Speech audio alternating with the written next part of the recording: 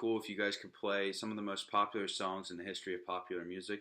Well, today I'm going to be showing you guys the basics of how to play the guitar. What I'm going to be outlining through this presentation is how to hold the guitar, parts of the guitar, how to read guitar tablature, and also some of the basic chords to get you guys on your way to rocking.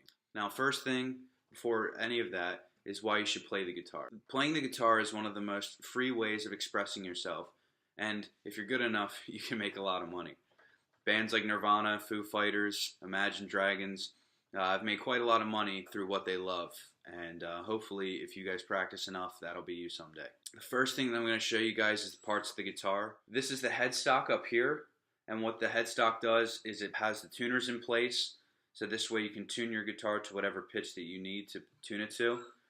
These pegs hold the strings and it wraps around, so then this way it'll be tight enough so you can play them. This is the nut, and the nut essentially puts the strings in place. I don't know if you guys can see it, but there's little tracks that you can put the strings in, and they essentially fit in those areas, so then this way they'll be tight all the way down so you can play them. In my left hand I'm holding the fretboard, and the fretboard, as you can tell, there's metal frets equally distant apart, and what these do essentially is mark frets, so that this way when you're playing chords, notes, anything like that, you can tell which notes you're playing. Flipping it over, this side right here, this is the neck, and the neck is where you place your palm, so then this way it's easier to fret the strings.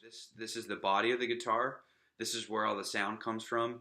This is the sound hole, and this is where the guitar resonates, and this is where the sound is released out. This black pick guard is what's used to prevent you from scratching the guitar whenever you're playing chords or notes or anything like that. Now that we have a basic understanding of some of the parts of the guitar, I'm going to go into how to hold the guitar.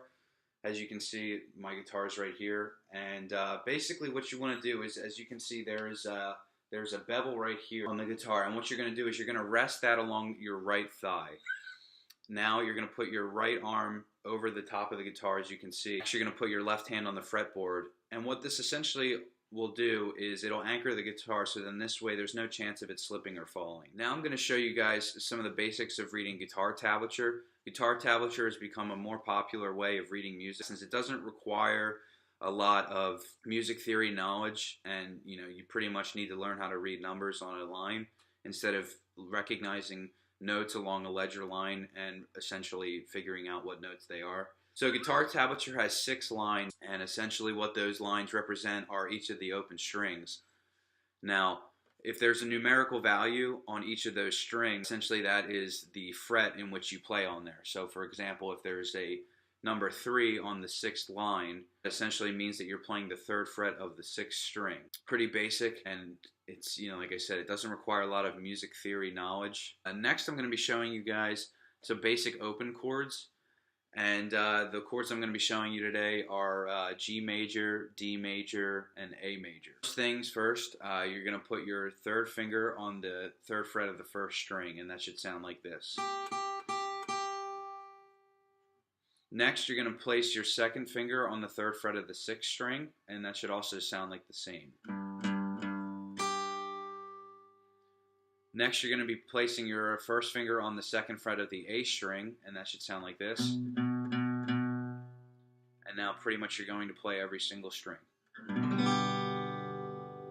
As you can tell, you probably have heard that chord before. It's one of the most popular ones, and it's also a beautiful sounding chord. Next, I'm going to show you guys D major. Essentially what D major is, fretting wise, is you're going to place your 1st finger on the 2nd fret of the 3rd string, and that should sound like this.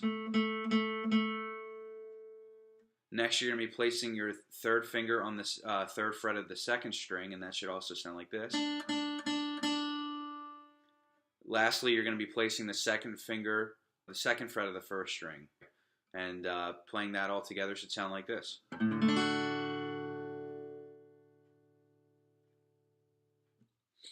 Lastly, I'm going to show you guys the A major chord.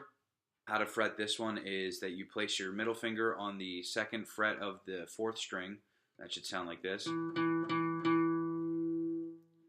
Next, you put your ring finger on the 2nd fret of the 3rd string.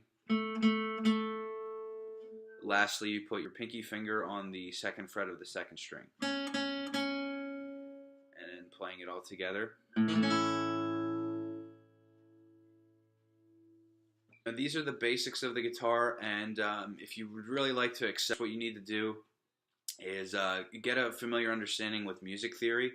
Music theory is what's known as the language of music, and it kind of explains relationships between notes, different keys, and everything like that. And that's pretty much what you would want to do if you want to start composing or writing your own pieces. Next, you want to kind of get familiar with scales. The internet is a great resource that we have today, and you could type in any scale and it would probably be on the internet for you. This is the end of my video. I hope you guys really enjoyed it, and I hope you guys continue to rock on. Thank you.